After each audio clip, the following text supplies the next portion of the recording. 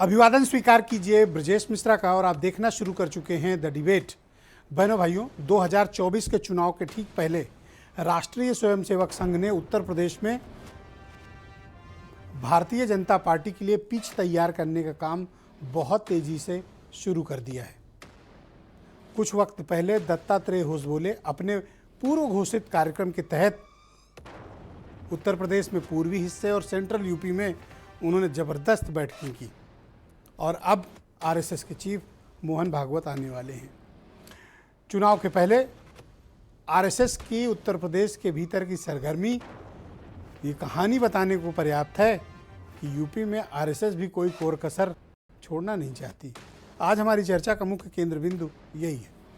बहन भाइयों, उत्तर प्रदेश की राजनीति में सभी राजनीतिक दलों की सक्रियता हुई है, तो जाहिर सी बात है कि राष्ट्रीय स्वयंसेवक संघ भी हालांकि राजनीतिक दल नहीं है, लेकिन उनका political affiliation Bharatiya Janata party के साथ ओपनली है। आरएसएस के दो टॉप लीडर्स की, दत्तात्रेय होसबोले अभी पिछले हफ्ते पूर्वी उत्तर प्रदेश, अवध प्रांत और आसपास के क्षेत्रों की वृहद बैठक की उन्होंने। इस वृहद बैठक के जरिए जनता के मिजाज, जनता के बीच सरकार के कामकाज की प्रतिक्रिया, आम जनमानस के बीच कौन से मुद्दे चल रहे हैं, आम जनमानस के बीच किन किन मुद्दों पर विचार हो रहा है, आम जनमानस के भीतर राम मंदिर को लेकर किस प्रकार का उत्साह है और आम जनमानस में यूनिफॉर्म सिविल कोड को लेकर रिएक्शन क्या है, ये सब पड़ताल की गई है। और अब इस चीज़ को आगे बढ़ाने के लिए आरएसएस के चीफ खुद लखनऊ आने वाले हैं। हालांकि राष्ट्रीय स्वयंसेवक संघ का ये दावा है और हमेशा का ये कहना रहा है कि उनके सभी कार्यक्रम पूर्व घोषित होते हैं, एक साल पहले ही तैयार कर लिए जाते हैं कार्यक्रम, और उन कार्यक्रमों का राजनीति से कोई लेना देना नहीं है। ये एक स्टैंडर्ड बात है जो हमेशा आरएसएस के लोग या उनके नेता जब भी इंटरेक्ट करेंगे ये बात ज़रूर बताएंगे। लेकिन इस देश की राजनीति में और भारतीय जनता पार्टी के इस उत्थान में आरएसएस की भूमिका सर्वपरिभाषित है। आरएसएस उत्तर प्रदेश को लेकर बड़ा कंसर्न्ड है और कंसर्न होना भी चाहिए। लार्जेस्ट मेंबर ऑफ पार्लियामेंट की सीट वाला स्टेट है और जाहिर सी बात है कि दिल्ली की गद्दी उत्तर प्रदेश से ही तय होनी है, तो उत्तर प्रदेश में कोई किसी प्रकार का रिस्क कोई नहीं लेना चाहता है, चाहे वो अपोजिशन हो, रूलिंग पार्टी हो या उनके एफिलिएशन वाले संगठन हो। आरएसएस यूपी की कौन सी राजनीतिक नब्ज को टटोलना चाहता है और उत्तर प्रदेश में चल क्या रहा है बहनों भाइयों? क्या है उत्तर प्रदेश के लोगों का मिजाज और इनके मन मस्तिष्क में कौन से मुद्दे चल रहे हैं? महंगाई, बेरोजगारी, किसान, सड़क, बिजली, पानी, नौकरी, ये सब, इंफ्रास्ट्रक्चर, अच्छी शिक्षा, ये चल रहा है। राजनीतिक विषय चल रहे हैं, यूसीसी चल रहा है, राम मंदिर चल रहा है, हिंदू मुसलमान चल रहा है, अतीक अहमद चल रहा है, क्या चल रहा है दिमाग में? बहनों भाई, जो ज़मीन से जुड़े हुए दल होते हैं, ये संगठन होते हैं, वो हमेशा अपनी कही गई बात को सुनना नहीं चाहते। वो ये चाहते हैं कि जनता में क्या चल रहा है ये जाने, और कामयाबी उन्हीं दलों को मिलती है जो लोगों को सुनना चाहते हैं। वन वे कम्युनिकेशन का रास्ता समाप्त हो चुका है। अब जनता के मन में जो चल रहा होता है उनमें अपने इशूज़ को और अपने एजेंडा को आगे लगा के बढ़ाने की पेशकश होनी चाहिए, और वही आरएसएस करता है। आरएसएस की वर्किंग डायरेक्ट नहीं है, इनडायरेक्ट है, और इसमें कोई दो राय नहीं कि Bharatiya Janata party biggest beneficiary है। ग्राउंड से फीडबैक उपलब्ध कराने के लिए जनता के बीच, लोगों के बीच सही और गलत का मूल्यांकन करके बीजेपी को जानकारी देना ही दरअसल आरएसएस की सबसे बड़ी ताकत है, और बीजेपी की भी यही बड़ी ताकत है।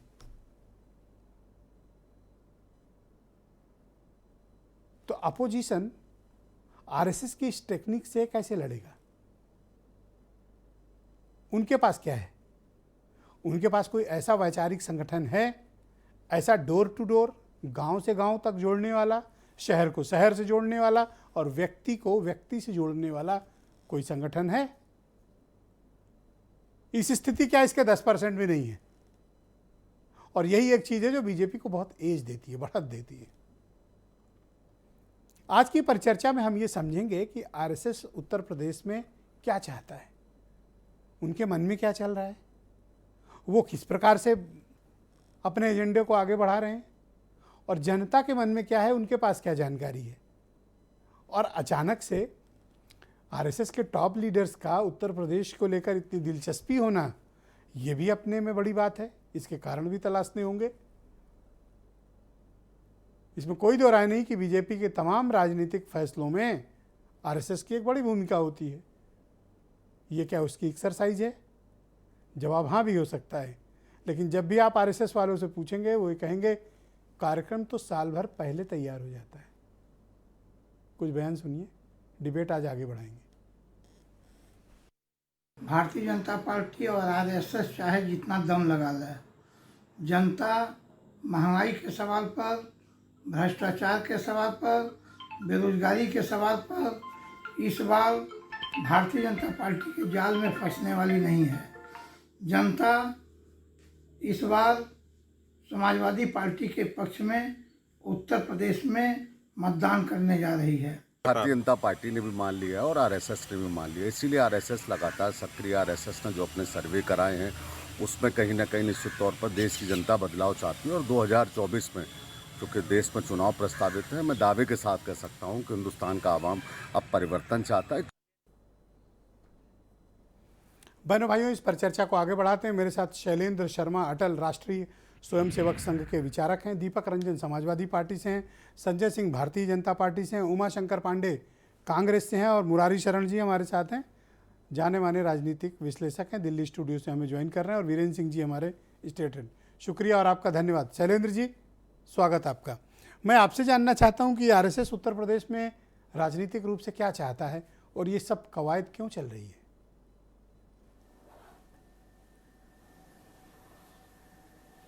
नहीं, संघ राजनीतिक रूप से कुछ चाहता है ऐसा नहीं है। संघ सांस्कृतिक रूप से अपनी गतिविधियों में सतत लगा रहता है, ये एक सत्य है। आप जिस बैठक की और जिस सक्रियता की ओर इशारा कर रहे हैं, प्रत्येक वर्ष जो लोग आपकी मीडिया टीम से संघ को कवर करते होंगे, उन्हें इस बात की जानकारी होगी कि प्रत्येक वर्ष ग्रीष्मकाल में संघ शिक्षा वर्ग आयोजित होते हैं और संघ शिक्षा वर्ग के बाद में प्रचारकों की बैठक होती है।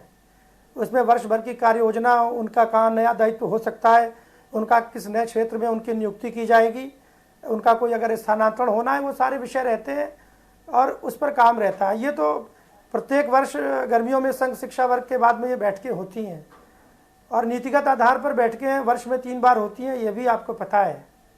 तो संघ शिक्षा वर्ग के बाद में ये जो बैठक हो रही है, तो इसका कोई राजनीतिक एजेंडा है, मैं समझता हूँ कि ये कहना उचित नहीं है। और संघ अपने दैनंदिन जीवन में जिस कार्य में लगा हुआ है, वो सामाजिक और सांस्कृतिक राष्ट्रवाद के विषय पर बहुत अच्छी तरीके से आप भी उससे परिचित हैं।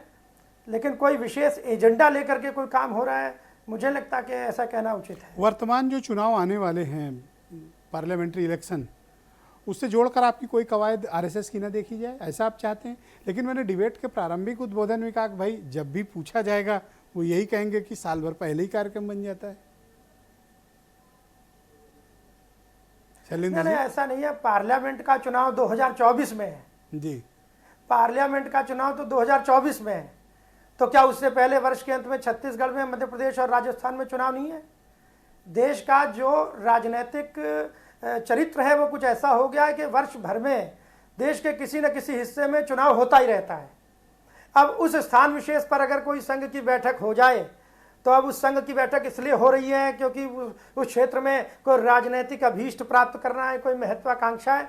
संघ अभी भारत में काम कर रहा है, राष्ट्रीय संगठन है, तो देश में किसी न किसी हिस्से में तो चुनाव होगा और किसी न किसी हिस्से में बैठक भी होगी, अभ्यास वर्ग भी होगा, शिविर भी आयोजित होंगे। में 3 दिन लेकिन की अब बड़ी बैठक उस संसद अभी होने के जा चुनाव रही से है, पहले परसों इससे से। चुनाव जोड़कर क्यों न देखा जाए? तो परसों से तो मध्य प्रदेश में भी, भोपाल में बहुत बड़ी बैठक होने जा रही है, तो उसको भी तो जोड़ेंगे हम राजनीति से।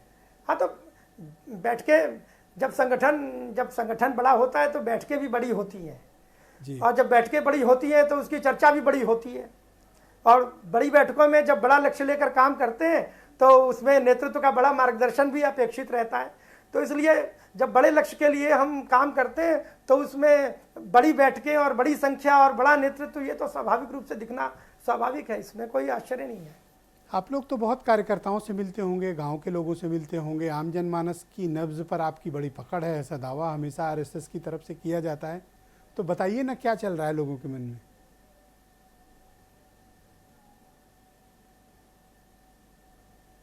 लोगों के मन में ये चल रहा है कि देश में विकास को लेकर के, देश में राष्ट्रवादी चरित्र के जो सरकारों के काम है उससे जनता के मन में एक प्रशंसा का, एक जनता के मन में प्रसन्नता का भाव रहता है। जनता को जो चीज़ सही नहीं लगती है उस पर भी जनता हमारा ध्यान आकृष्ट करेगी। हमारे स्वयंसेवक विभिन्न क्षेत्रों में काम करते हैं, वो जिस हिसाब से इनपुट देते हैं उस क्षेत्र में हम काम करते हैं।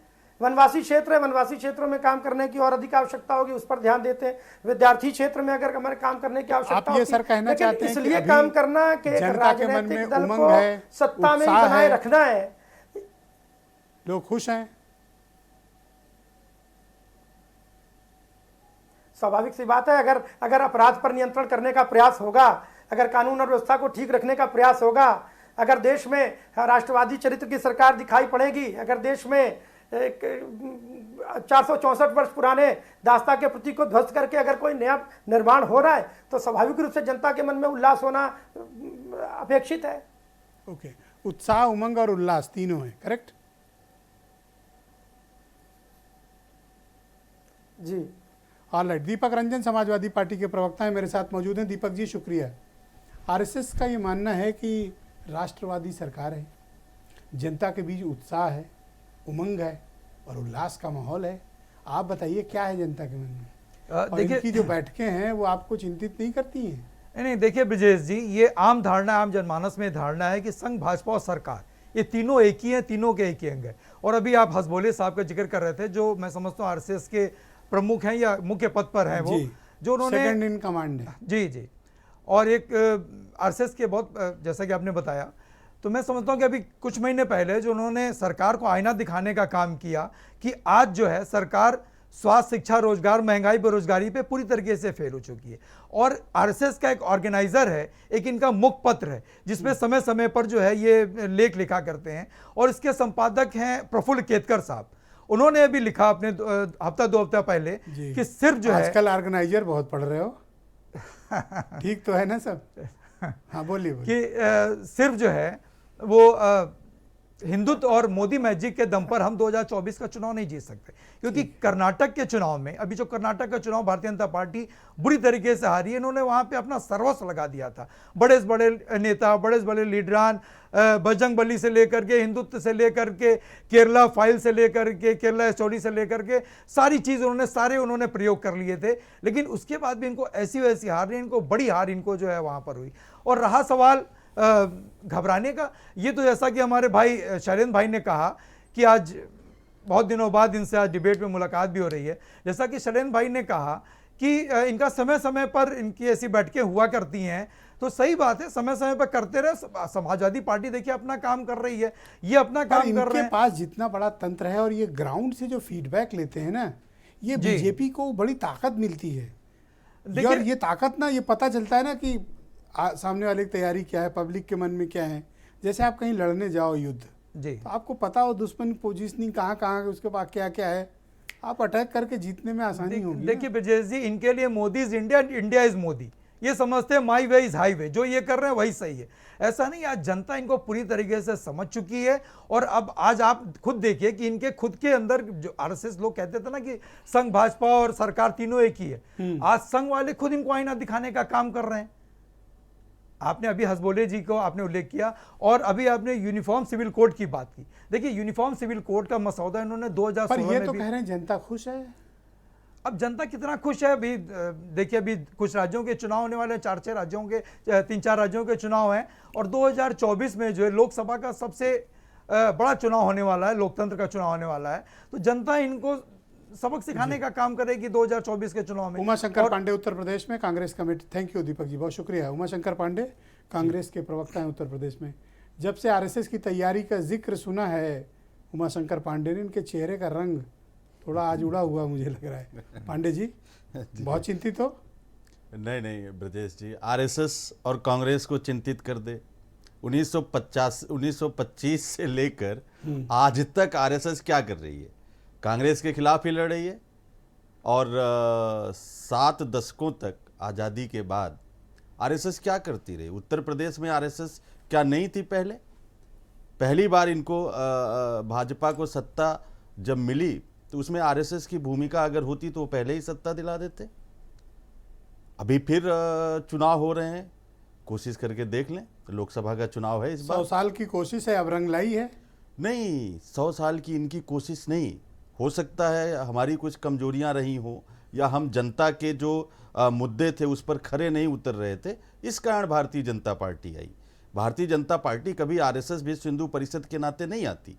और जिस राम मंदिर की बात की जा रही है, जब मस्जिद टूटी थी उस समय आप याद करिए 177 सीट थी भाजपा की। उसके बाद कल्याण सिंह जी ने इस्तीफा दिया और दोबारा चुनाव हुए, 176 सीट आई थी ब्रजेश जी। यानी कि उत्तर प्रदेश की जनता इतनी समझदार है कि ये इनके खोखले नारों, तमाम इमोशनल नारों में आने वाली नहीं है। महंगाई, भ्रष्टाचार, बेरोजगारी चरम पर है। आप आरएसएस की बात कर रहे हैं, वो खुद पर को आरएसएस जैसा फीडबैक सिस्टम दूसरा कोई संगठन बना नहीं पाया अभी तक। नहीं, कोई सिस्टम नहीं है ब्रजेश जी। आरएसएस का कौन सा सिस्टम है? मैं तो आप कह रहा इग्नोर कर रहे हूं, हैं। तो फिर पीछे फीडबैक क्यों नहीं दे रहे थे 1952 से दे रहे थे, लेकर? तब बीजेपी वाले जागरूक नहीं थे, पता होने के तब बाद तो- भी घर में सो तब रहे तो- थे। तब तो अभी भाजपा- क्या है कि जागृत लोग हैं, तब तो पता भाजपा चलते ही तुरंत मोर्चे पे आ जाते हैं। भाजपा के बजाय तब तो जनसंघ था। अच्छा एक बात बताइए ब्रजेश जी, बिहार का चुनाव याद करिए 2015, भागवत जी का बयान का याद करिए, दलित और ओबीसी के आरक्षण की समीक्षा होनी चाहिए। ये मोहन भागवत का बयान था और भारतीय जनता पार्टी बिहार में धराशायी हो गई। क्या कर्नाटका में आरएसएस नहीं है क्या? हिमाचल तो 98% हिंदुओं वाला प्रदेश है। अभी मुंह का खाना पड़ा भारतीय जनता पार्टी को, वहां आरएसएस नहीं है क्या? जेपी नड्डा स्वयं उसी राज्य से अरे आते 80 सीट हैं और वाला ये जेपी प्रदेश नड्डा है, भी यहाँ का आरएसएस की बताइए ना शाखा पांडे से जी। निकले हुए हैं जी। यहाँ का बताइए ना। हाँ, मैं उत्तर प्रदेश की ही बात कर रहा हूं ब्रजेश जी। आप याद करिए, अभी कुछ समय पहले ही इनकी उत्तर प्रदेश में 0 लोकसभा सीटें थी। आप याद करिए पहली बार उत्तर प्रदेश में पूर्ण बहुमत की सरकार कब बना पाए हैं? क्या आरएसएस तब नहीं थी पीछे? मुद्दे ये नहीं है। आप ब्राह्मणों को गालियां देते हो, पर वो तो बता रहे हैं कौन गाली देता है? आरएसएस।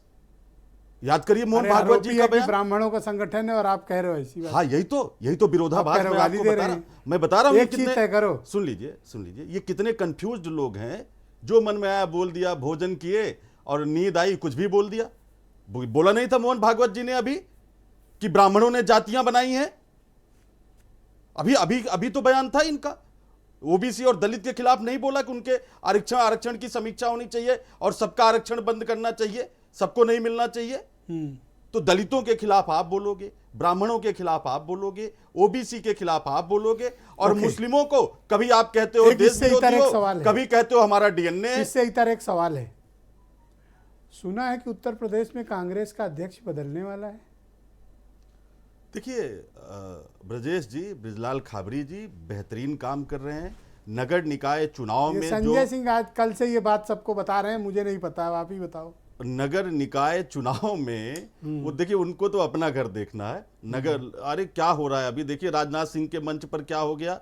हम अनुशासित पार्टी, अभी देखिए मंच पर माइक खींच लिया, जूते चल रहे हैं भारतीय जनता पार्टी में। इनको हमारी चिंता इनको नहीं करनी चाहिए। हमारे अध्यक्ष जी ब्रजलाल खाबरी जी पूरी ताकत से काम कर रहे हैं। नगर निकाय में जो उनका प्रदर्शन अध्यक्ष बदले है जाएंगे उससे या कांग्रेस कंटिन्यू नहीं, क्यों बदले क्यों जाएंगे?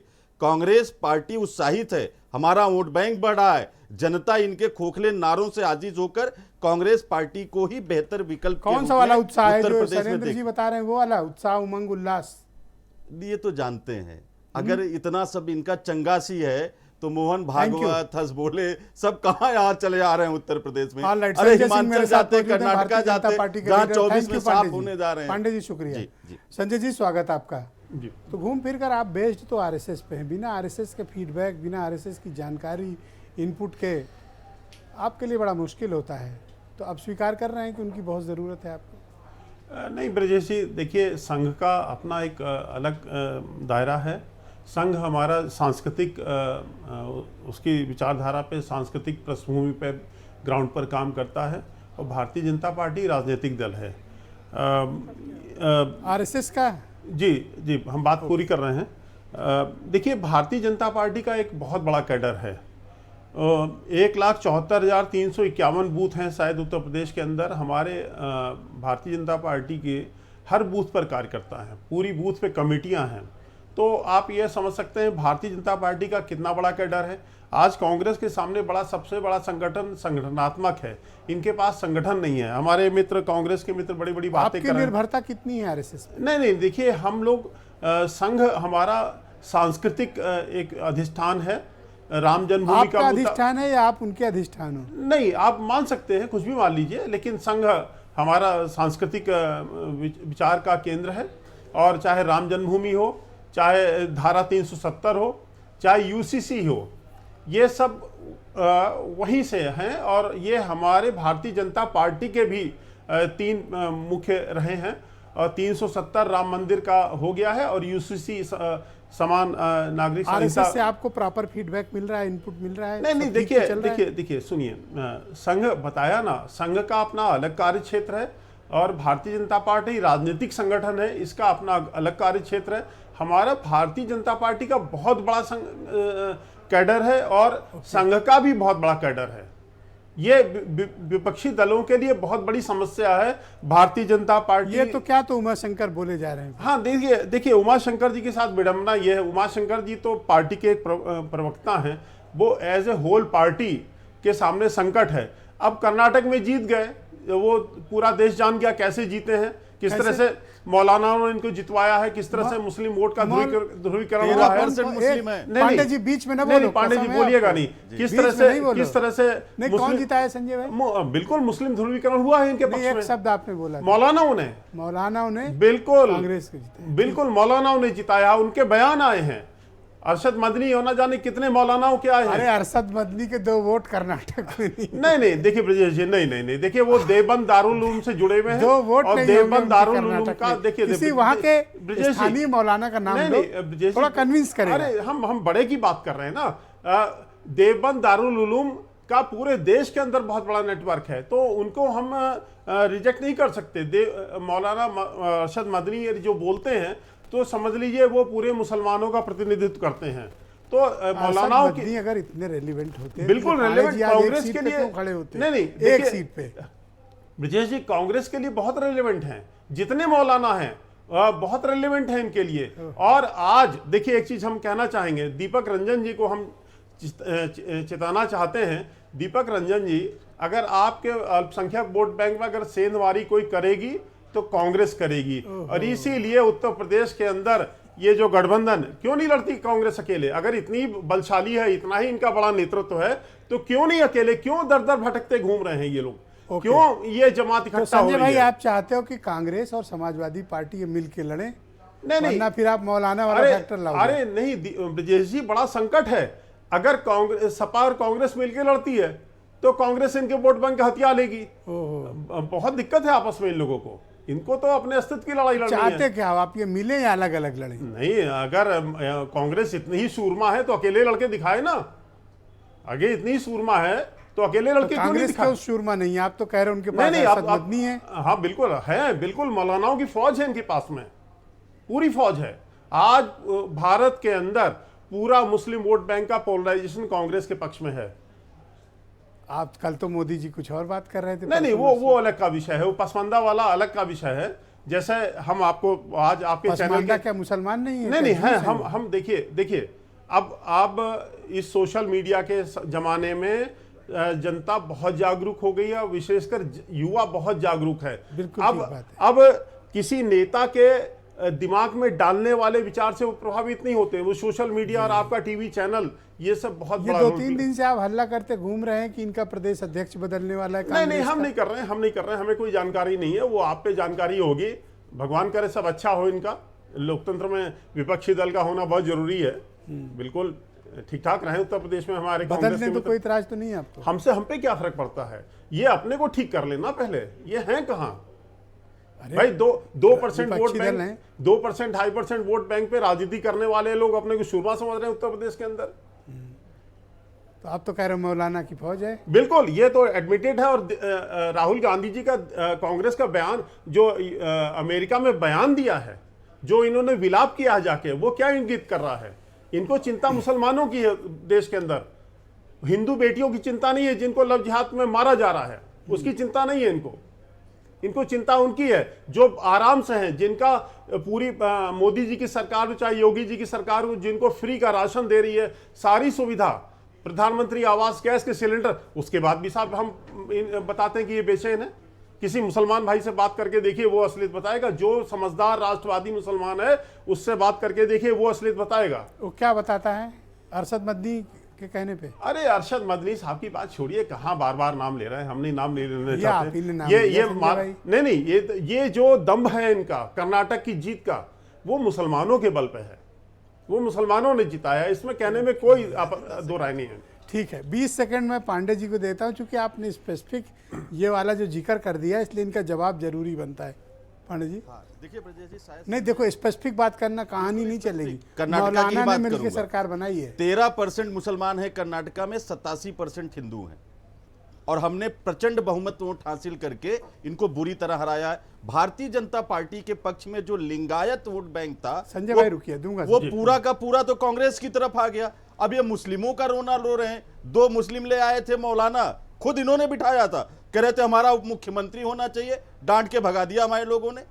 ये धर्म और जाति की राजनीति क्या है मौलाना वाला भारतीय फैक्टर? जनता मतलब पार्टी important को बात शोभा कही देती बीजेपी वाले है। हैं। कांग्रेस पार्टी इस देश के सभी जाति, धर्म, भाषा, क्षेत्र, लिंग के लोगों का सम्मान सुरक्षित करने वाली पार्टी है। आपने मणिपुर को जला दिया, राहुल गांधी जी जा रहे थे, आप उनको जाने Thank नहीं you। दे रहे हो, सैकड़ों लोग मर गए। मौन ये मोदी जी आप बस इसका मौन ही खंडन है। करते हो, आपको अरे मौलाना यूपी में ने दिखाया आइए। है।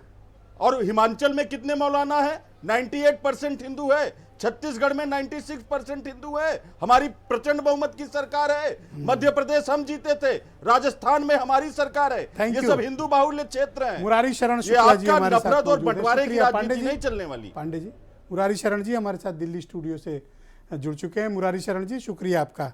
आरएसएस की उत्तर प्रदेश में सक्रियता को आप किस नज़रिए से देखते हैं, और आरएसएस के जो इनपुट्स हैं वो बीजेपी पर कितने निर्भर हैं, और वर्तमान राजनीति में और स्पेशली 2024 के जो इलेक्शंस हैं वो उत्तर प्रदेश के दृष्टिकोण से, और अगर हम बीजेपी के नज़रिए से भी तो देखें, तो कितने महत्वपूर्ण होंगे? ब्रिजेश जी, आरएसएस पूरे वर्ष भर सक्रिय रहने वाला संगठन है। 365 दिन शाखाएं लगती हैं, और पानी बरसे, आग बरसे, चाहे कुछ भी हो, शाखाएं लगती हैं आरएसएस की। और उसी प्रकार से उनके अधिकारियों के सबके प्रवास भी सालों भर चलते हैं, वर्ष भर चलते हैं। बैठकें भी विभिन्न स्तरों पर होती रहती है, केंद्रीय स्तर पर भी होती रहती है। ये अलग बात है कि राजनीतिक नेताओं को आरएसएस चुनाव के समय में दिखने लगता है, ये अलग बात है, किंतु बाकी समय वो देखते नहीं आरएसएस को। आरएसएस कभी भी बैठने वाला संगठन नहीं है, निष्क्रिय रहने वाला संगठन नहीं है। 1925 से लेकर आज तक हर वर्ष 365 दिन सक्रिय रहने वाला संगठन है, और इसीलिए संघ को जमीन तैयार करने की जरूरत नहीं है। संघ की जमीन तैयार है, एक बात। दूसरा, भाजपा 12 करोड़ सदस्यों वाला राजनीतिक दल है, दुनिया का सबसे बड़ा राजनीतिक दल है, चाइना की कम्युनिस्ट पार्टी से भी बड़ा संगठन है, और इसलिए बीजेपी को किसी पर अब डिपेंडेंट रहने की आवश्यकता नहीं है, किसी पर आश्रित रहने की आवश्यकता आप नहीं ये है। बात मुरारी शरण जी बीजेपी कहना अन्य चाहते हो कि राजनीतिक दलों भारतीय की जनता तुलना पार्टी में को अब आरएसएस पर निर्भर होने की आवश्यकता नहीं है? भारतीय जनता पार्टी कभी भी आरएसएस पर निर्भर नहीं था। आरएसएस अपना स्वतंत्र काम करता है, भाजपा का काम अपना स्वतंत्र है। भाजपा के कार्यकर्ता हर बूथ लेवल पर है पूरे देश में, पूरे देश के सभी 750 जिलों में हर एक बूथ पर बीजेपी के कार्यकर्ता हैं। विभिन्न अलग संप्रदायों के जो बूथ हैं, बहुलता वाले बूथ हैं, वहां भी भाजपा के कार्यकर्ता हैं, उन संप्रदायों में भी भाजपा के कार्यकर्ता हैं। इसीलिए उनको कभी भी हमारे सहयोग यानी आरएसएस के सहयोग की आवश्यकता नहीं है। आरएसएस स्वतंत्र रूप में काम करता है। आरएसएस का काम जन जागरण का है, आरएसएस का काम हिंदू संगठन का है, आरएसएस तो का काम आरएसएस और राष्ट्र बीजेपी प्रबोधन के का बीच है, लिंक क्या समाज है? प्रबोधन फिर का ये जो है। बैठकें करते हैं और जो माहौल बनाते हैं और जो भी इनके एजेंडा हैं, उसका बीजेपी से कोई लेना देना नहीं है? बताता हूं ब्रजेश जी, महत्वपूर्ण प्रश्न आपने पूछा है। यदि समाजवादी पार्टी हमें राम जन्मभूमि आंदोलन में सहयोग कर रहा होता, गोरक्षा पर प्रतिबंध लगाने की आवाज उठा रहा होता, यदि कृष्ण के राज्य में गौ माताओं को सुरक्षा देने की बात कर रहा होता, तो हम सपा को भी समर्थन करते। यदि कांग्रेस राष्ट्र के विषय पर हमेशा मुखर रहता और राष्ट्र के पक्ष में खड़ा दिखता, तो हम कांग्रेस को भी समर्थन करते। हम सारे राजनीतिक दलों को ऑफर देते हैं, शुरू से दे रहे हैं। हमारे सभी सरसंचालकों ने कहा कि दूसरे राजनीतिक दल ऐसे जरा दो चार उदाहरण प्रस्तुत लेकर आए, हम करें सबको जहां साथ देंगे। आरएसएस ने कभी बीजेपी से इतर किसी अन्य दल की सरकार बनवाने में कोई सहायता की हो या राजनीतिक रूप से मदद की हो। यदि राजनीतिक दलों के लोग देश के पक्ष के मुद्दे को नहीं उठा सकते और वो केवल जिहादियों के तुष्टीकरण के मार्ग पर राजनीति करते हैं, तो हमारा समर्थन उनको नहीं मिल सकता। ओके, तो ये सब हम उनको मतलब समर्थन जिहादियों नहीं के दे साथ सकते। हैं, यदि वो इस कारण इनको सपोर्ट एंटी-नेशनल नहीं है। फोर्सेस के सबके साथ सब खड़े नजर जिहादियों आते के साथ हैं, तो हमारा समर्थन उनको नहीं मिल सकता। सबके सब जिहादियों के साथ हैं बीजेपी के अलावा। तुष्टीकरण की राजनीति पर ही, एपीजमेंट की पॉलिटिक्स पर ही, माइनॉरिटी वोट बैंक की पॉलिटिक्स पर ही सारे क्षेत्रीय दल और कांग्रेस काम कर रहे हैं। इनका शुरू से एजेंडा यही है और यूसीसी से डर इनको इसीलिए है, समान नागरिक संहिता से, कि समान नागरिक संहिता के आते ही इनकी विभाजनकारी राजनीति समाप्त हो जाने वाली है। इनका मुस्लिम माइनॉरिटी वोट अपीजमेंट की राजनीति समाप्त हो जाने वाली है। इसलिए ये यूसीसी से डर रहे हैं, यूसीसी के खिलाफ खेमेबाजी कर रहे हैं। जिन राजनीतिक दलों के नेताओं को इमरजेंसी में जेलों में ठूस ठूस कर बंद कर दिया गया, वो 25 तारीख से पहले 23 तारीख को पटना में सम्मेलन करते हैं, गलबहियां मिलाते हैं। आप देखिए, उनको वो हमसे समर्थन मांगने की स्थिति में नहीं है, हम उनको समर्थन कहां से दे सकते हैं? जी, ऑल राइट, वीरेंद्र जी हमारे साथ ब्रजेश मौजूद हैं। वीरेंद्र जी, आप मुझे बताइए कि आरएसएस की अचानक उत्तर प्रदेश में सक्रियता का कारण आप कुछ समझ पाए, इसको एनालाइज कर पाए? अभी उनके सेकंड इन कमांड दत्तात्रेय हुसबोले भी थे, अभी सुनने में आ रहा है कि मोहन भागवत भी लखनऊ में रहेंगे और पूर्वी उत्तर प्रदेश, सेंट्रल उत्तर प्रदेश की कुछ बड़ी बैठकें भी करने जा रहे हैं। कारण देखिए, आरएसएस इस बात को जानता है कि उत्तर प्रदेश में जो लोकसभा की लड़ाई है वो एकदम सीधी है। यहाँ पर अभी जो विधानसभा की स्थिति है उसको देखते हुए कहा जा सकता है कि भाजपा और समाजवादी पार्टी दो के पास बड़ा वोट बैंक है और ये दोनों सीधे लड़ाई में रहेंगे। अब आरएसएस राजनीतिक दल तो है नहीं, लेकिन वो हिंदुत्व की बात करता है, वो सामाजिक भाईचारे की बात करता है। शिक्षा व्यवस्था के माध्यम से जो उनके संस्थान हैं उनके माध्यम से भी वो काम करते हैं, तो बीजेपी को उसका कहीं ना कहीं लाभ मिलता रहा है। अब बात ये आती है कि बीजेपी इन दिनों थोड़ा मुसलमानों का वोट भी चाह रही है और वो पसमानदा की बात भी करती है, लेकिन दूसरी ओर हिंदुत्व भी उसके साथ है। तो दोनों के तालमेल को लेकर जो चर्चाएं हैं उनमें कैसे सामंजस्य बिठाया जाए, इस पर आरएसएस काम करती है। और आरएसएस के बड़े बड़े नेता इन दिनों लखनऊ में हैं और कल से 5 तारीख तक संघ के प्रमुख मोहन भागवत जी भी यहाँ पर रहेंगे और वो अयोध्या भी जा सकते हैं।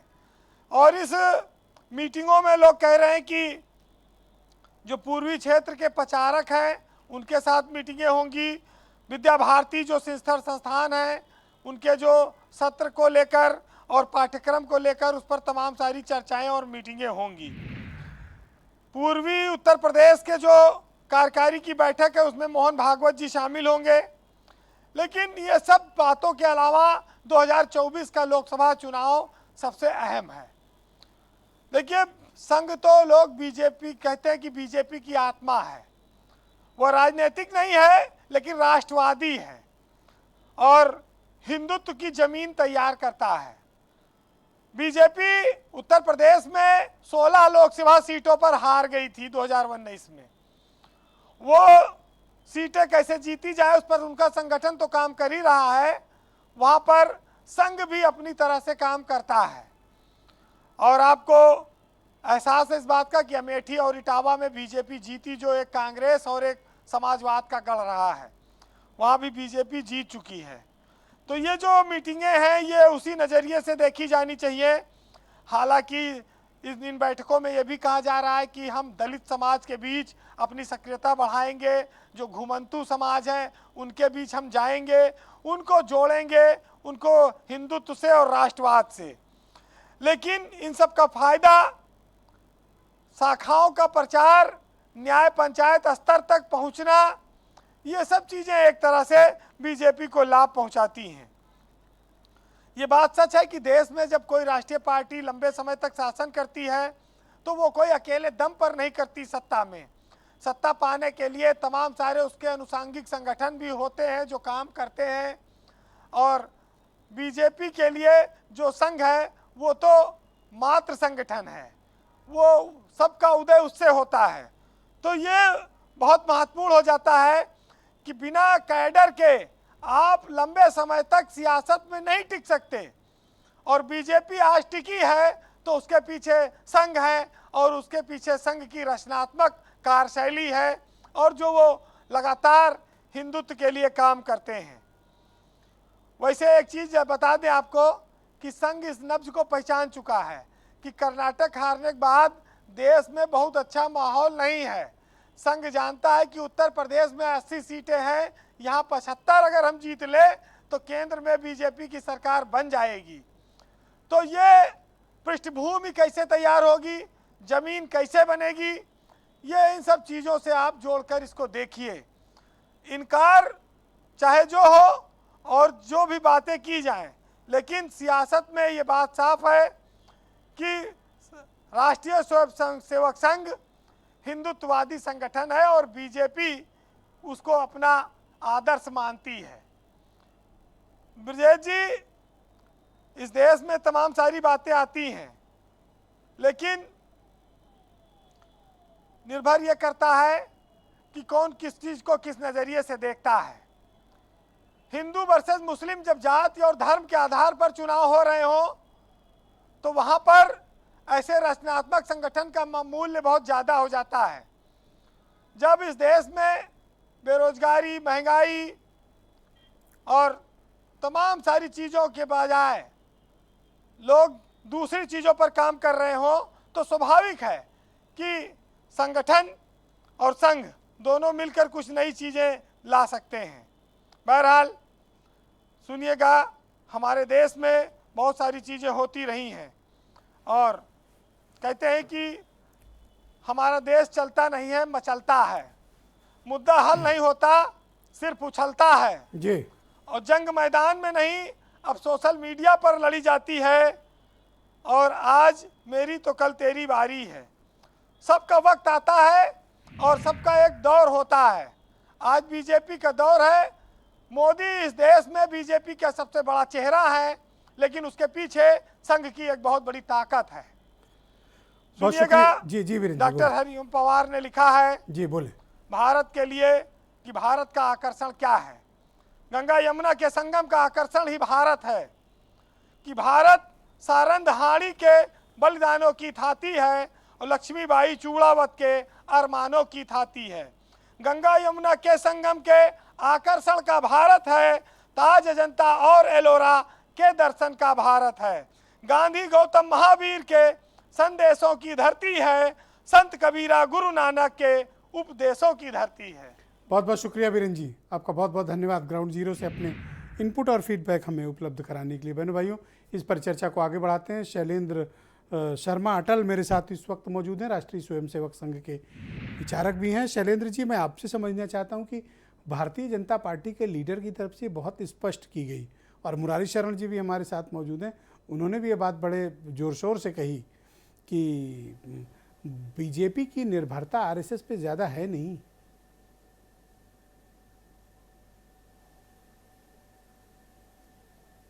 हम निर्भरता और आत्मनिर्भरता के विवाद में नहीं पड़ते।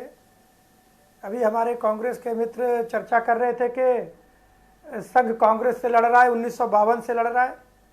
मैं स्पष्ट करना चाहता हूं, संघ प्रतिक्रियावादी संगठन नहीं है, संघ नकारात्मक ढंग से काम करने वाला संगठन नहीं है, संघ किसी दल विशेष के खिलाफ कोई एजेंडा लेकर के काम नहीं करता।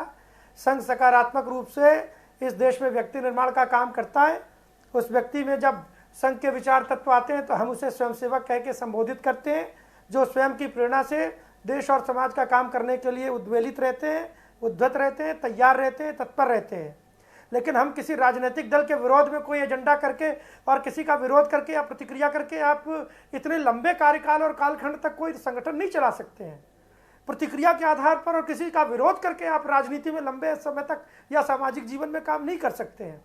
मुझे बहुत अच्छा लगा, वीरेंद्र जी अभी ग्राउंड जीरो से रिपोर्टिंग कर रहे थे, उन्होंने संघ के लिए एक शब्द प्रयोग किया कि संघ एक रचनात्मक संगठन है और इसको किसी भी वर्तमान सामाजिक या राजनीतिक संदर्भों में उसकी भूमिका को नकारा नहीं जा सकता है, उसको अनदेखा नहीं किया जा सकता है। और वास्तव में ये सत्य है कि संघ रचनात्मक भूमिका में लगता है। हमारे मित्र जो संघ के आलोचक है वो भी ये मानते हैं कि अगर चरखी दादरी में विमान दुर्घटना हो जाए, अगर दक्षिण भारतीय राज्यों में सुनामी आ जाए, अगर बालासोर में ट्रेन दुर्घटना हो जाए, अगर इस देश में रातों रात कबायलियों का अटैक श्रीनगर में हो और वहाँ पर हवाई पट्टी बनाने का काम पड़ जाए, और देश में इसके अलावा भी बाढ़ आपदा में या कोरोना प्रभावित क्षेत्रों में अगर इस देश में कोई रचनात्मक रूप से काम करने वाला संगठन है तो संघ की भूमिका को शैलेंद्र जी, पर बीजेपी में इतना कॉन्फिडेंस कहाँ से आ गया कि वो कह रहे हैं कि नहीं नहीं हम तो आत्मनिर्भर है जी, विश्वसनीयता पर कोई इन पे इतना कॉन्फिडेंस कहाँ से आ गया? नहीं, अगर किसी, ये बहुत अच्छी बात है, संघ एक कोई संघ राजनीतिक क्षेत्र में काम करने वाला एक संगठन जो उनके विचार को लेकर के कार्य करने वाले स्वयंसेवकों का संगठन है, अगर उनमें यह भाव है कि वो आत्मनिर्भर है तो संघ ऐसे 100 से अधिक समवैचारिक और विविध संगठन काम करते हैं। हम चाहते हैं हमारा संस्कार भारती भी, हमारा वनवासी कल्याण आश्रम भी, हमारा विद्यार्थी परिषद भी, हमारे विश्व हिंदू परिषद भी, हमारा सहकार भारती भी, जैसा कि संजय सिंह भी क्लेम कर रहे हैं, भी, सब में आत्मनिर्भरता का भाव हो, हमारा विचार लेकर काम करने, अगर आत्मनिर्भर हो जाए इससे अच्छा क्या है। विचार महत्वपूर्ण है, आत्मनिर्भरता तो बहुत अच्छी और प्रशंसनीय विषय है। जी, थैंक यू शैलेंद्र जी। तो भाई दीपक रंजन जी या संजय आपको कुछ सलाह दे रहे थे कि मिल लो कांग्रेस के साथ। देखिए, अभी मुरारी भाई को मैं सुन रहा था, ये बड़े सीनियर एनालिस्ट है, मैं इनके उस पर टीका टिप्पणी नहीं करना चाहता। एक तरफ तो मुरारी भाई कह रहे थे कि भारतीय जनता पार्टी का और संघ का कोई लेना देना नहीं है, दूसरी तरफ हमारे बड़े भाई संजय सिंह जी जो भारतीय जनता पार्टी के प्रवक्ता हैं वो ये कहते हैं कि आरएसएस ही बीजेपी और बीजेपी ही आरएसएस है। अपने अभी इन्होंने जो भी कुछ कहा, इन्होंने आरएसएस के बारे में एक शब्द नहीं कहा। मौलवी, मौलाना, 370, राम मंदिर और क्या सारी चीजें इन्होंने गिना दी। लेकिन हसबोले साहब ने यह भी तो आपसे पूछा है कि महंगाई पे कंट्रोल क्यों नहीं हो पा रहा है, आगे स्वास्थ्य की दिशा में आपने क्या काम किया, बेरोजगारी क्यों नहीं दूर हो पा रही है, एक शब्द आपने इस पर बोला। अरे यदाद्री में, तेलंगाना में इतना बड़ा मंदिर बन करके तैयार हो रहा है, वहां पर तो उसका राजनीतिकरण करने का काम नहीं कर रहे हैं वो। और राम मंदिर जो बन रहा है वो माननीय सर्वोच्च न्यायालय के उस पर बना। राम मंदिर हमारी भी आस्था है, हम लोग भी जाएंगे वहां पे, दर्शन करने जाएंगे। और 370 हटा करके कितने कश्मीरी सपा वालों, कांग्रेस वालों से न मिलना, नहीं तो आपका वो फिर इनके ये देखिए, आपका ब्रजेश जी आपका चैनल बहुत सम्मानित चैनल है, जो बहुत ज्यादा इसके व्यूअर सबसे ज्यादा हैं। तो आज आपके सम्मानित चैनल पे संजय, रुकिएगा मैं समय दूंगा, आपके सम्मानित चैनल पे संजय भाई ये कहने का काम करेंगे कि 2024 का आने वाला चुनाव भारतीय जनता पार्टी अकेले अपने दम पे लड़ने जा रही है, इनको किसी की जरूरत नहीं है। अभी मुरारी भाई ने भी कहा, मुरारी भाई का देखिए, मुरारी भाई का इशारा आरएसएस के साथ साथ मुरारी भाई का इशारा इनके घटक दलों के लिए भी था कि उत्तर प्रदेश में कह रहे हैं बीजेपी के अलावा सब जो है जिहादियों के साथ। तो अकेले बीजेपी लड़े ना, अकेले 2024 में भी बीजेपी अकेले क्यों नहीं लड़ने का काम कर रही है? क्यों इनको अनुप्रिया पटेल जी की पार्टी की जरूरत पड़ रही है? क्यों संजय, क्यों तो फिर ये संजय निषाद जी की पार्टी को भी कह रहे हैं, ये अनुप्रिया पटेल जी की पार्टी को भी कह रहे हैं, आरएसएस को भी जिहादी कहने का काम ये कर रहे होंगे। उमाशंकर पांडे जी, धन्यवाद। दीपक जी ये तो कह रहे हैं आरएसएस ने इतना काम किया, अभी शैलेंद्र जी ने गिना दिया, और दूसरी बात कह रहे हैं कोई रिएक्शन ही नहीं है हमारा, कितना भी बुरा बात कह लो। ब्रजेश जी देखिए, अब और क्या करें बेचारे। देखिए, वो पैदा हुआ, खाया पिया, कुछ नहीं किया, मर गया। जानते हैं आरएसएस की परिभाषा है किसने दी थी? ये शायद इनको राजनीतिक विश्लेषक जी को पता नहीं होगा। ये सावरकर ने आरएसएस के बारे में कहा कि आरएसएस वो संगठन है जिसके भावार्थ ये हैं कि आरएसएस वो संगठन है, कुछ नहीं करता है। आरएसएस में थे, यहाँ थे, खाए पिए मर गए, ये सावरकर जी ने आरएसएस के बारे में कहा। ये कैसी और भाषा है पंडित ये जी? सावरकर ने कहा, ब्रजेश जी मैं चुनौती के साथ कह रहा हूं, ये सावरकर की परिभाषा है आरएसएस के लिए, उन्होंने कहा है। आप लगातार हर बारी में अपमान। अच्छा ठीक है, मैं ये देखिए राष्ट्रवादी पार्टी के है विश्लेषक जिहादियों के साथ, तो इसीलिए इतने हाँ पेंशन लेना बंद कर दिया। आप पूछ रहे थे और कोई सरकार आपने बनाई? हाँ बनवाई थी, अंग्रेजों के साथ खड़े थे, 60 रुपए पेंशन लेते थे। ये काम किया इन लोगों ने, ये देश के क्रांतिकारियों की मुखबिरी करते थे। और जो सावरकर ने कहा है वो अगर मैं बोल दूं तो अभी बहुत बुरा लग जाएगा। और आरएसएस की उत्पत्ति कैसे हुई? कांग्रेस के विरोध पर ही नहीं हुई, कांग्रेस को कमजोर करके देश की स्वतंत्रता के आंदोलन को कमजोर करने के लिए आरएसएस की स्थापना हुई। आप 1952 नहीं, 1925 में जब बलिराम हेडगेवार जी जेल से छूट के आए, उसके पहले वो कांग्रेस के अध्यक्ष थे वार्ड के। और जब वो वेट करिएगा आऊंगा, जब वो छूट के आए हैं तो उन्होंने आरएसएस की स्थापना इसलिए की क्योंकि उससे अंग्रेजों की लड़ाई मजबूत होती थी। इसी आधार पर मुस्लिम लीग की स्थापना हुई थी, इसी आधार पर आरएसएस की स्थापना हुई थी। और दोनों ने मिलकर सांप्रदायिक ध्रुवीकरण करके अंग्रेजों की फूट डालो, राज करो की नीति को मजबूत किया। वर्तमान राजनीति में इनके योगदान को आप स्वीकारना नहीं चाहते?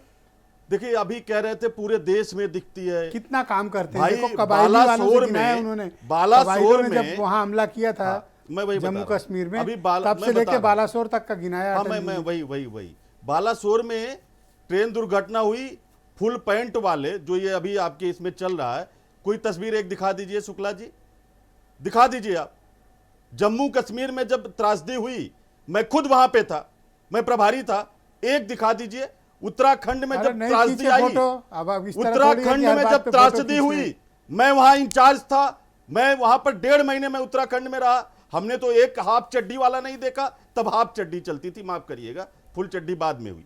तो हाफ चड्डी ना जम्मू कश्मीर में दिखी जहां मैं खुद था, ना मैं मुझको ये हाफ चड्डी उत्तराखंड में दिखी, ना अभी हाथरस में। आप कह रहे हो ना दलित, ज्यादा आक्रामक शब्दों का इस्तेमाल कर रहे हैं।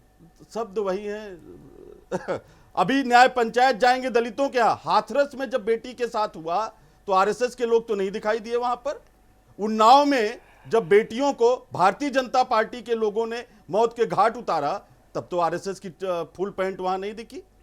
ऐसे तमाम, अभी एक दलित नेता के ऊपर गोली चला, आरएसएस वाले बोलेंगे क्या उस पर? तो ये जो आप जो एक खाओ पियो आराम से रहो चैन से रहो, ये जो आपका संगठन है, इससे देश का न भला हुआ था न होगा, केवल आपने देश को कमजोर करने का काम किया। और ये राष्ट्रीय सत्ताजीवी दल है, सत्ताजीवी संघ है। थैंक यू भाई। मुरारी जी बोलिए। पांडे जी, कांग्रेस की स्थापना ऑक्टेवियन ह्यूम ने की, एओ ह्यूम ने की, तो एक अंग्रेज रिटायर्ड आईसीएस अधिकारी ने की। ये तो हमारी ताकत थी कि हमने सभी को मिलाकर पूरा समय दिया। अब आप पांडे जी ऐसा आचरण ना करें। पांडे जी, सबने जो मानवता, पांडे जी ऐसा आचरण ना करें आप। सबने मिलकर इस देश, पांडे जी ऐसा आचरण ना करिए आप। उसमें हिंदू भी था, मुस्लिम पांडे जी, सिख, ईसाई, जैन, पांडे जी, बौद्ध, सब लोग थे। क्या हो गया? आरएसएस के लोग तो अंग्रेजों के, आप सुनना नहीं चाहते हो पांडे जी? आरएसएस के लोग तो पेंशन ले रहे थे, आरएसएस के लोग तो माफीनामा ले रहे थे। अरे आप कैमरे की तरफ देखिए, कैमरे की, आप कैमरे की तरफ देखिए। अंग्रेजों के साथ मिलकर बंगाल प्रांत में सरकार चला रहे थे। आप अंग्रेजों भारत छोड़ो को कमजोर कर रहे थे। आप करो या मरो की लड़ाई के खिलाफ काम कर रहे थे। पांडे जी, भाई पांडे जी शांत हो जाओ। पांडे जी, पांडे जी मुझे मजबूरन आपकी आवाज बंद करनी पड़ेगी, आपको बुरा लगेगा, लेकिन आप बीच में बोलना बंद करो प्लीज। आप उनको अपनी बात रखने दो। आपने अनइंटरप्टेड अपनी बात रखी है पांडे जी। आपके बीच में मैंने किसी को नहीं बोलने दिया, आप टोका टाकी ना करें। पांडे जी की आवाज बंद कीजिए, सिर्फ मुरारी शरण की आवाज जाएगी। मुरारी शरण बोलिए। देश के लिए संकट खड़ा किया जा सकता है। आप अगर बोलते हैं तो सुनने का धीरज रखिए। आप बोलिए। और ये ध्यान रखिए, हाँ। मैं बीजेपी वाला नहीं हूं, मैं आरएसएस का कार्यकर्ता हूं। और अभी तो इसलिए राजनीतिक मेरे विश्लेषक पांडे बन जी के फिर बैठे देखो। हो, बहुरूपिया हो, इसका मतलब अभी दे रहा हूं समय ना, रुको। इसका मतलब बहुरूपिया हो, कांग्रेस- राजनीतिक कांग्रेस विश्लेषक अपनी बन के भारत बैठे हो पांडे और जी, कह रहे हो मैं आरएसएस का टोका-टाकी नहीं बीच कार्यकर्ता में, हूं। प्लीज। ये बहुरूपिया पंजाबी दिख गया। इतनी क्षमता नहीं है आप में कि आप सुन सको। सुन लो। देखिए कह रहे हैं मैं हाँ, सुन आरएसएस तो लो। का कार्यकर्ता हूं, मैं दूंगा समय जवाब दे रहे हैं। आरएसएस कार्यकर्ता पर बीच में नहीं, कार्यकर्ता बीच में नहीं, बीच बीच में फादर सिस्टर्स और ब्रदर्स से मिलती थी। पेंशन कांग्रेस देखिए बंद हुआ कि नहीं? जाकर हिजबुल मुजाहिदीन अंग्रेजों वाला के लोगों पेंशन से अभी कांग्रेस मिलना में बंद मिली। हुआ कि नहीं? लेना बंद कर पत्थरबाजों दिए से क्या? मिली। कांग्रेस देश को घायल करने वाले लोगों से मिली। अरे क्रांतिकारियों की केवल मुखबिरी जिहादियों करने को वाले बोल लोग रही थी उनके भारत जोड़ो अंग्रेजों यात्रा के में। तलवे आराम से मुरारी जी, हम लोग आराम से बात कर सकते हैं। वो बताएंगे क्या? बहुसंख्यक अरे वो जनता के पक्ष में 90% मुस्लिमों के चरणों में मोदी जी लेट गए आज भी हैं, साहस मजार नहीं पे है। जाके कव्वाली गा क्या- रहे हैं, क्या विदेशों की केवल मस्जिद में गिनती जा के रहे जिहादियों को हैं लेकर और यहाँ कह रहे हैं कांग्रेस- ये जिहादी है। कांग्रेस भारत का अरे कम से कल्याण कम कर कुछ तो सकती है? चरित्र क्या रखो। भारत के भले की बात कर सकती 90% है? मुसलमानों के कांग्रेस चरणों में कौन मोदी से जी मुद्दे लेट पर गए। धन्यवाद, विपक्ष में धन्यवाद। आ जाओ आ जाओ। आप दोनों शांत हो जाएं। जब जेल में थे, धन्यवाद। तो कांग्रेस शैलेंद्र जी, आप कुछ कहना चाह रहे थे। आप दोनों का शुक्रिया। इन दोनों की आवाज बंद करो भाई, बहुत ऐसे क्या व्यवहार कर रहे हो। धन्यवाद मुरारी जी, शुक्रिया। मुरारी जी आराम से, मुरारी जी शांत। शैलेंद्र जी आप कुछ कह रहे थे, बोलिए। पांडे जी आपकी आवाज नहीं जा रही, इसलिए अभी बोलना हमारे व्यर्थ कांग्रेस के है। मित्र शैलेंद्र जी की चर्चा आवाज कर रहे जाएगी। थे। अभी हमारे कांग्रेस के मित्र चर्चा कर रहे थे और संघ के गणवेश के बारे में कुछ टिप्पणी कर रहे थे। मैं समझता हूं कि इतने रेप्यूटेड चैनल पर और इतनी बड़ी राजनीतिक विरासत को बड़े लंबे समय तक देश में आपका शासन रहा है। जब आज आपकी सत्ता नहीं है तो कम से कम आप अपनी भाषा की मर्यादा को तो बना कर नहीं भाई, हाफ पैंट और फुल जहां तक पैंट के कैसे उत्तराखंड में गणवेश का वाले कैसे से अपमान हो गया? संघ के कार्यकर्ताओं को इतना आगे और आपने नहीं, सुन सेवा लो। कार्य करते हुए नहीं देखा, तो मैं इतना ही कह सकता हूं कि अगर शौके दीदार है तो नजर पैदा कर। और दूसरी बात, हमारे मित्र कह रहे थे कि डॉक्टर हेडगेवार ने कांग्रेस के स्वतंत्रता आंदोलन को कमजोर करने के लिए राष्ट्रीय स्वयंसेवक संघ की स्थापना की। मैं जानना चाहता हूं कि कांग्रेस से जब गरम दल के रूप में श्री लोकमान्य बाल गंगाधर तिलक, बिपिन चंद्र पाल और लाला लाजपत राय ने अलग अपना सेगमेंट बना लिया, तो क्या वो कांग्रेस को कमजोर कर रहे थे?